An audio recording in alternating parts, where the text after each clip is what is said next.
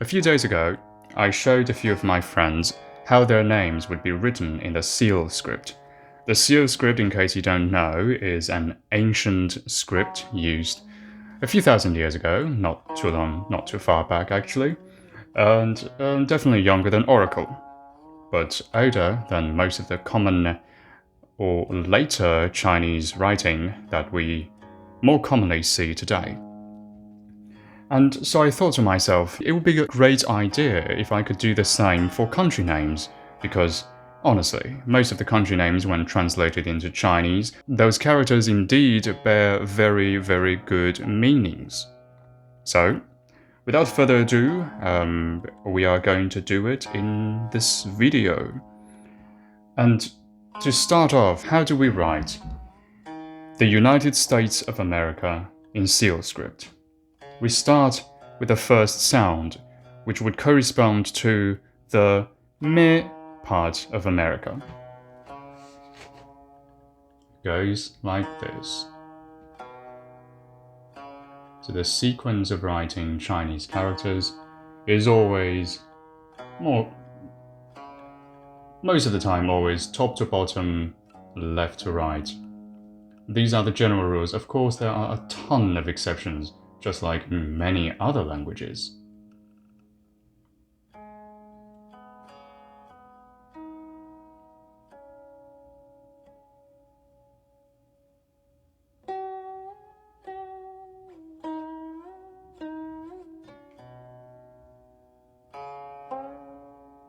I think I need more ink.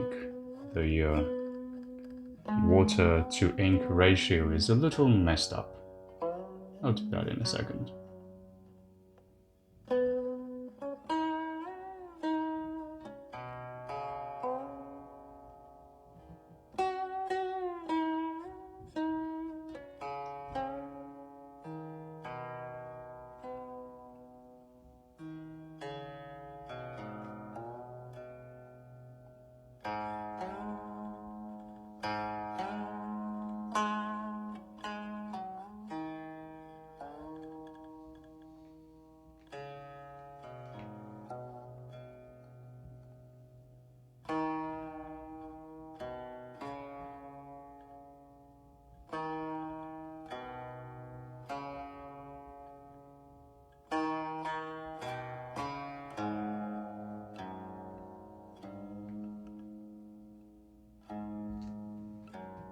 Okay.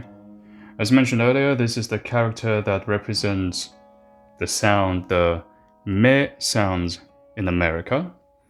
What does it mean though? It means, oops, it's not being shown in full. It means beautiful.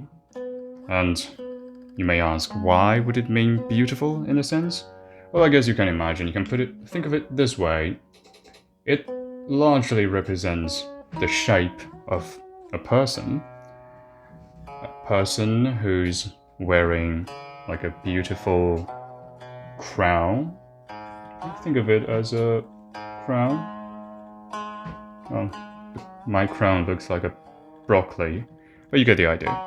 And also, generally you see these are the arms, legs, all that good stuff you get for being a person, being a human. And yes, so that's the first character. And the second character is a bit interesting. And this is how it goes.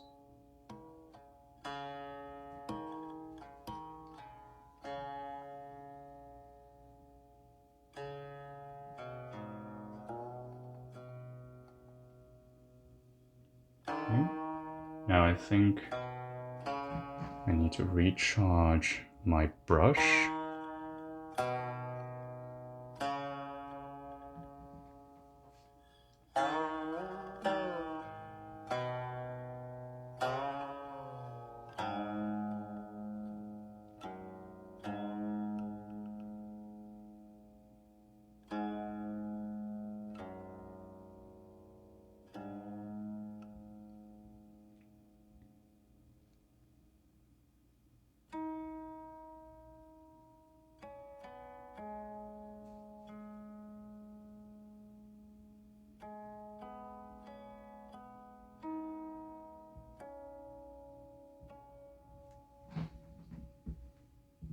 Okay, sort of put myself in a really, really tight corner here.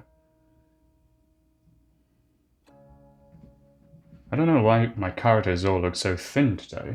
I might be hungry.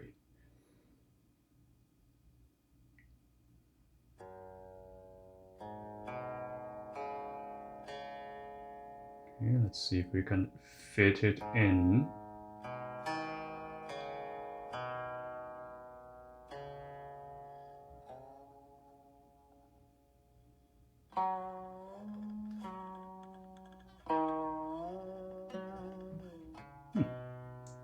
Not too bad.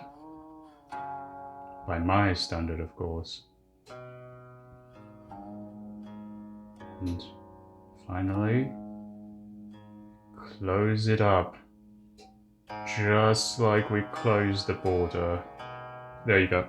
So this character here is actually not specific to the United States. It means country.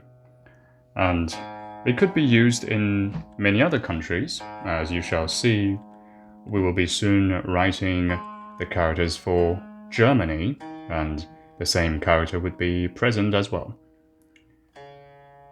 So, as mentioned earlier, most of the time, the proper nouns, they are translated by sound. But these two characters, one is, if you look at the sound, it's may. And the second one, as I also mentioned, is a generic reference for any country. 美国. So it doesn't sound anything like America or the United States of America. This is where I'm going to show you a different way, a different translation of America. So the first character is going to be the same. For whatever reason, our ancestors decide to always go for that meh sound and completely ignore the sound. They might have confused it with the article I don't know. If I could ever go back in time, I will question them in person, but before that's possible, let's just take our guesses. Now, in the other translation, the second character goes like this.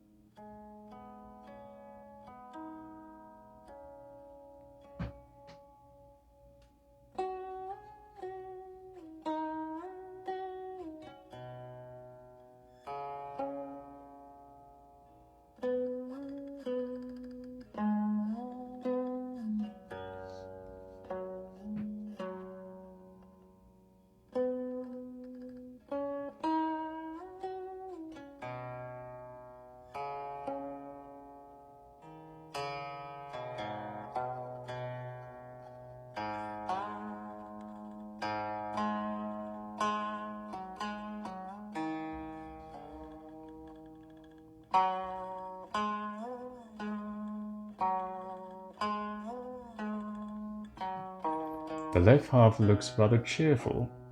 Now, the right half.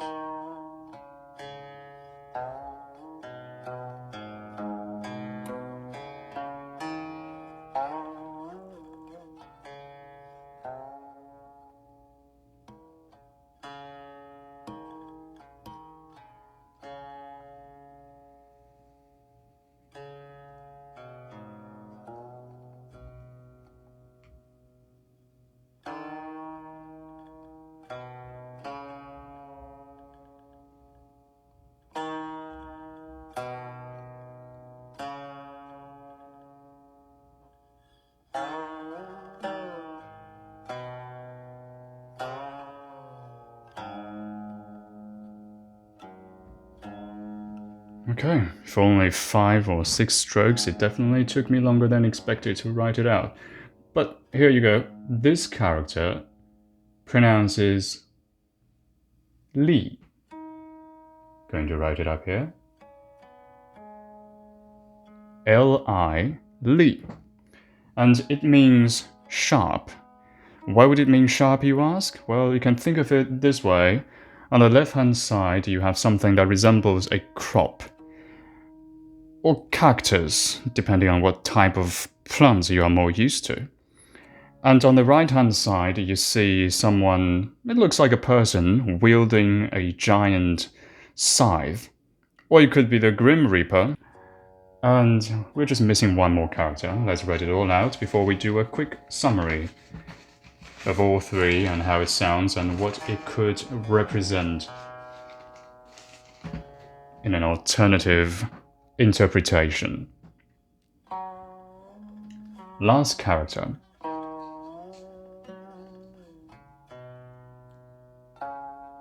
Let's write out the sound first.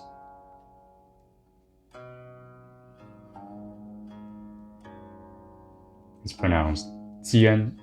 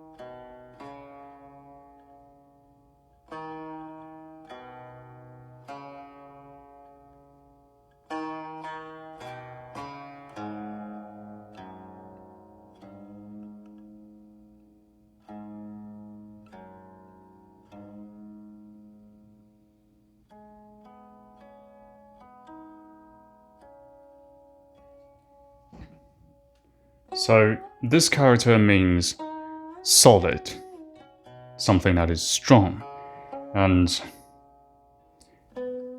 united in a sense. So if you think about it, it's actually a very appropriate pick to not only represent the sound in the can part of American, but also the meaning of the united part of United States of America.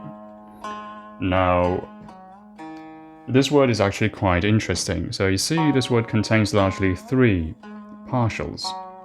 This one right here, it's something like minister. You know, the minister that serves in the court, the minister that serves in the government. And this one right here, this partial is commonly seen in places such as whenever there's a crowd of some people, You know, it's could be seen in the character for community, could be seen in the word for, I forgot what's the other example, but there are other places which you might see in today's video, if not some ones in the future. And this one here is a very common partial. It represents soil or earth. Okay. This is, you can go this way, 美国, which, remember, this is a generic character for country. Or you can go 美利坚, which is a sound-based translation from America. Okay, let's move on to the next one. This time, we're going to take a look at Germany. I'm going to write it out first.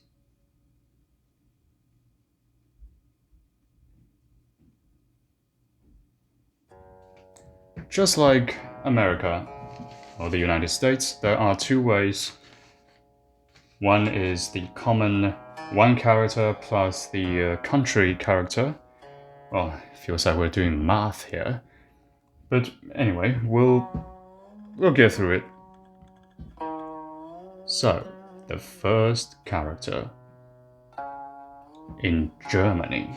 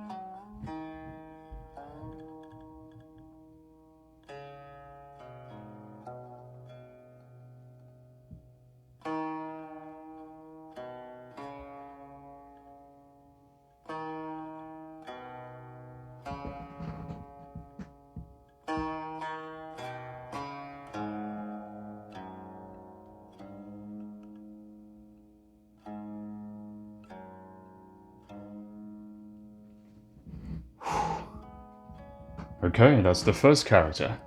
And it actually sounds nothing like anything inside Germany.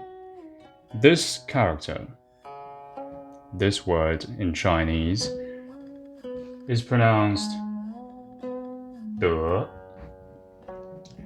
And the reason why it doesn't sound anything like Germany is because, I believe, back in the old days, it was translated from the German word for Germany, which is Deutschland. And once you write it all out.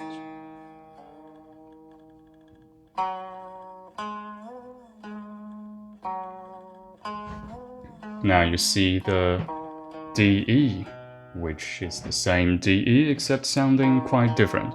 Anyway, as mentioned earlier, for Germany, it's the same as the United States. It will have another representation of the common one that represents the country. So I'm not going to write it out. You can just maybe fast forward or backward and see what I wrote for the United States. To save us some time, I'll just explain what this word means and write the other alternative. Okay, this character means virtue. It has a few partials. On the left-hand side is a common partial for people. And more often than not, it's more than one people. So I would say people greater than or equal to 1. On the right-hand side, I don't quite know what this part is, but the bottom part right here is heart. When you look at it, it sort of resembles the anatomical heart with valves and chambers and things. Yeah. My medical vocabulary is pretty poor, as you can see. Okay, so we have the first character. Now let's move on to the second one. It's a rather complex one, so bear with me.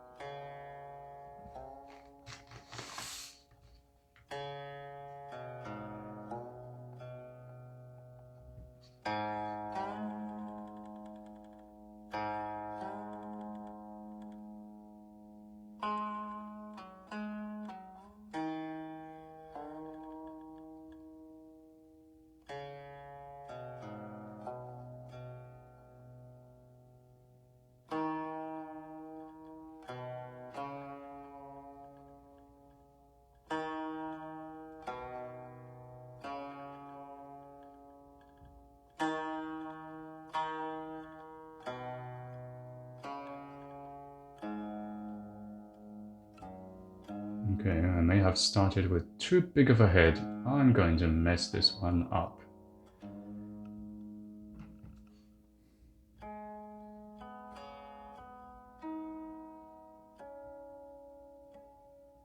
In my defense, it is a very tall and long character. Okay, going to compress the bottom piece a little.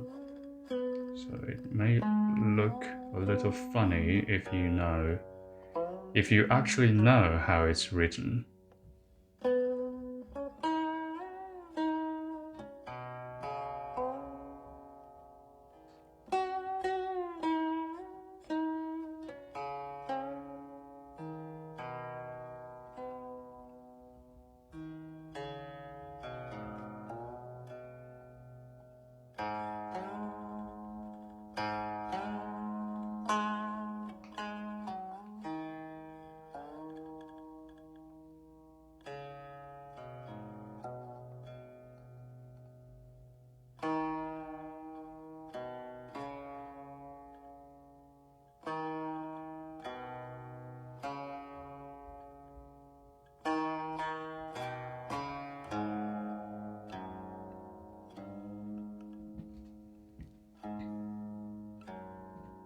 Okay, if I were a teacher, I'm going to give myself a grade of 0, but the character is now complete, and it's pronounced E. So it sort of represents the E sound in Deutschland. This character actually means meaning, or to mean, or to give a meaning to something. And the way you can think of it or try to imagine it is you can think of this as a big mouth. To be clear, this part here doesn't mean a mouth, but it certainly looks like one. And here we see a familiar heart. So when you speak of your heart, you mean it. Well, that's how I interpret it. And what about the top piece, you ask? I don't know, maybe someone's wearing a funny hat. Who knows? The fashion could be unfathomable in the old days. Now, let's move on to the last character, or word, in the word that represents Germany. Oh, thank goodness, this one looks a little simpler.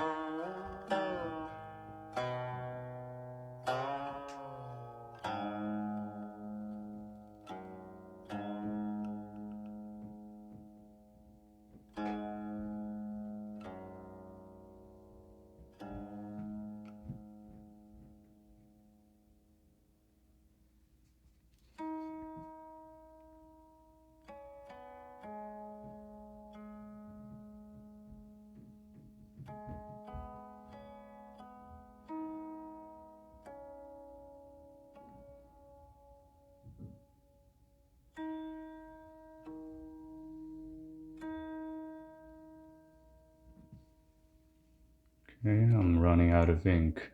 I'm going to borrow some water here. The last few strokes are going to look suboptimal, but we're almost done. And the bottom piece.